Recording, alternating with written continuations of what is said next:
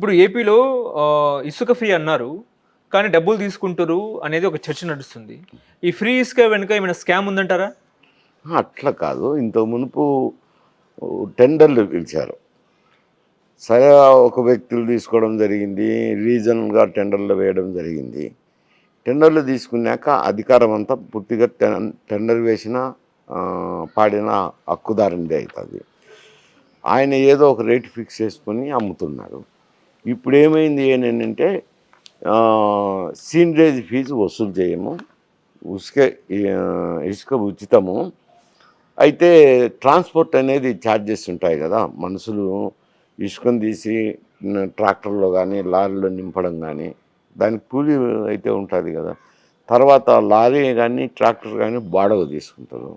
అవనేది ఉంటాయి గదా! అవి సహజమే. అవి వసూలు చేస్తున్నారనుకుంటాను. అవి వసూలు చేసినప్పుడు కొందరికి అపోహ ఉంది. ఫ్రీగా ఇస్తామన్నారు గదా! అంటే ఫ్రీగా ఇంటికి ఎవరు ఇవ్వరు గదా! ఇసుక. కాకపోతే అది సీనరేజ్ ఫీజు అవన్నీ లేకుండా ఉచితంగా ఇస్తారు. ఓకే. ట్రాన్స్‌పోర్ట్ ఉంటాదని గూడా చెప్పినారనుకుంటా ఓకే. ప్రభుత్వం. ఇప్పుడు ఏపీలో తల్లికి వందనం పేరుతో అంటే అధికారం రాకముందు వాళ్ళు ప్రచారం మేనిఫెస్టోలో పెట్టారేంటంటే, మేము అధికారంలోకి వస్తే తల్లితో పాటు పిల్లలకు గూడా తల్లికి వందనం పేరుతో 15,000, 15,000 అన్నారు. ఇప్పుడు అధికారంలోకి వచ్చిన తర్వాత మళ్ళీ షరతులు విధిస్తున్నారు. ఇంట్లో తల్లికే ఇస్తామన్నట్టు ఒక చర్చ నడుస్తుంది. ఇది ఎంతవరకు కరెక్ట్ అంటారు సార్? అంటే ఇవి ఒక ఎన్నికలకు పోయే ముందు మేనిఫెస్టోలో మేము అధికారంలోకి వస్తే ఏమేమి చేస్తామని చెప్తారు. వారి మేనిఫెస్టోలో మరి ఏం చెప్పారో గానీ నేను గూడా క్లియర్‌గా చూడలేదు. ప్రతి ఒక్క పిల్లడికి ఇస్తామంటే ప్రతి ఒక్క పిల్లనికి ఇవ్వటం న్యాయము. ఇప్పుడు పరిమితి విధించడము అనంటే అది మాట తప్పిన వారైతారు. ఇవి ఏమవుతున్నాయి అనంటే మరి ఎన్నికలు వచ్చే సమయానికి ఎవరిను ఎవరు గూడా ఏ పార్టీ గూడా వారికొచ్చే ఆదాయం ఏమిటి? ఆదాయం నుంచి అభివృద్ధికి ఎంత ఖర్చు పెట్టాలా? సంక్షేమానికి ఎంత ఖర్చు పెట్టాలా? ఇట్లా రంగాలకు కేటాయించుకుంటే సమస్యలు రావు. కానీ ప్రతిపక్షంలో ఉన్నప్పుడు వారికి ఆ యంత్రాంగం ఉండాల. ఎంత రెవెన్యూ వస్తాంది? ఏమి? ఏ హామీలు ఇవ్వాలా? ఏ హామీ ఇస్తే ఎంత అవుతుందని అంచనా వేసేదానికి ఏ రాజకీయ పార్టీ దగ్గర యంత్రాంగం అంతగా లేదు. అంతగా లేనందువల్ల ఏం చేస్తారంటే మేనిఫెస్టో రాసేటప్పుడు కొన్ని హామీలు ఇస్తుంటారు. ఇచ్చిన తర్వాత ఇక్కడికొచ్చేసరికి యంత్రాంగం రంగంలోకి వస్తది.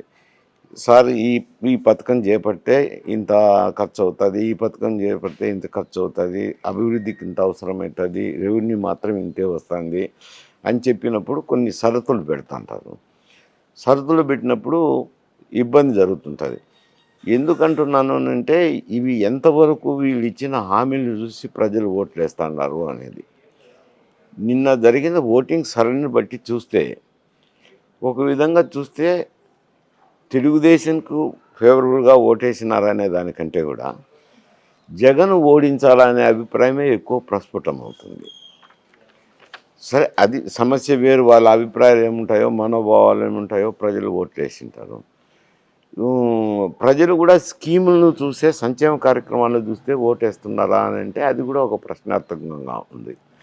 ఎందుకు ఉందంటే గత ఎన్నికలు పరిశీలించినప్పుడు ఒక ఉమ్మడి ఆంధ్రప్రదేశ్ కానీ, ఆంధ్రప్రదేశ్ తీసుకున్నప్పుడు గతంలో ముఖ్యమంత్రిగా చంద్రబాబు నాయుడు గారు ఉన్నప్పుడే కోటి వరాలు ఇస్తున్నానన్నారు.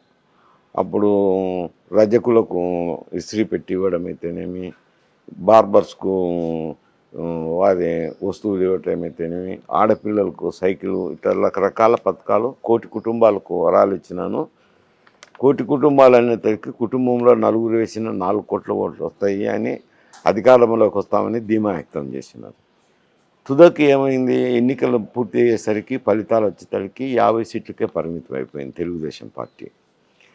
అలాగే మొన్న లాస్ట్ టైం అధికారంలో ఉన్నప్పుడు సపరేట్ అయినాక ఆంధ్రప్రదేశ్ పసుపు కుంకుమ అని చెప్పి ఆయన 15,000 రూపాయలు అనుకుంటాను దగ్గర దగ్గర ప్రతి కుటుంబానికి ఏదో అందజేయడం జరిగింది. కానీ అందజేసినా కానీ మళ్ళా జగన్ మాత్రం 130 సీట్లతో అధికారంలోకి వచ్చారు పసుపు కుంకుమ పెట్టినప్పుడు. నిన్న జగన్ గారు ఏమనుకున్నారు, నేను నవరత్నాలు పెట్టినాను, అందరికీ సంక్షేమ కార్యక్రమాలు ఇచ్చినాను, కాబట్టి నాకే అధికారం పట్టం కడతారు అని అంటే ఆయన 11 సీట్లకే పరిమితమైంది. అంటే కేవలం పూర్తిగా సంక్షేమ కార్యక్రమాల వల్లనే అధికారం వస్తుందా అంటే అది నిజంగా కనపడడం లేదు. ఒక దిక్కు సంక్షేమం చేయాల్సిందే, ఎందుకంటే నేను కూడా సంక్షేమ కార్యక్రమాల పట్ల వ్యతిరేకిని కాదు. పన్నుల భారం అనేది అందరి మీద పడుతుందని గతంలో కూడా ఎన్నో మార్లు చెప్పాను నేను.